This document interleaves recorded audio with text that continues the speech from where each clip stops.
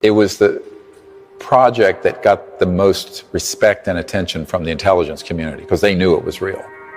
They knew the science of consciousness is real. They knew that these ET civilizations utilize communication technologies that interface with thought and telepathy and consciousness. They all know this. This is an open secret in the intelligence community. We all think that power is derived from your weapon system, your financial clout, the usual materialistic paradigm. The reason that the deeper elements of the intelligence community have this intense interest in it and don't want the public to know is that, first of all, it is extremely efficient spycraft, which they don't want others to have. Secondly, they know that if people understood the power of consciousness and of mass consciousness, they would be able to completely change the direction of the planet.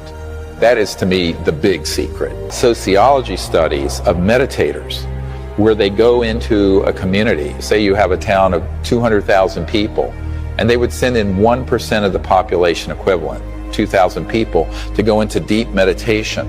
And they found that emergency room visits declined, violent crimes declined, robberies, all kinds of negative behaviors declined, even though those people didn't even know they were in the city, because there is this resonant effect through the force, if you want to look at it that way, through this entangled, interwoven consciousness field. And people who didn't even know these meditators were there became more ordered, more peaceful, more happy, etc., and so on. This was actually based on the studies done in quantum physics, in which a container of helium was cooled down to absolute zero.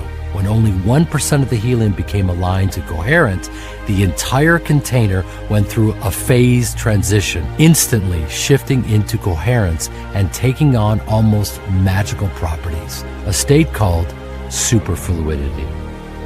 So there was this transformation at that 1% point.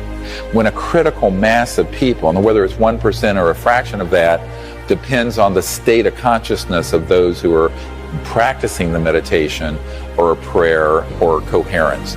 But at that point, you can shift an entire civilization. If we all become coherent, just 1% of us, like a molecule of helium, and we become aligned and coherent and move in the right direction, it will transform the other 99%, even though they don't know that we're doing it. And that's the beauty and the power of the structure of non-locality in consciousness, is that it's all interwoven, but there's enormous power when you're operating at that deeper level of consciousness. And that the intelligence community is very much afraid of, because that's something, A, they cannot control, and B, it would transcend their ability to alter the outcome.